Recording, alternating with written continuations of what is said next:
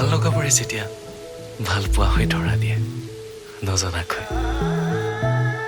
এয়াই হয়তো প্ৰেম, সাগৰৰ দৰে গভীৰ, লেখিব নোৱাৰা অলেখ খিলখিলীয়া মৰমৰ ঢৌ।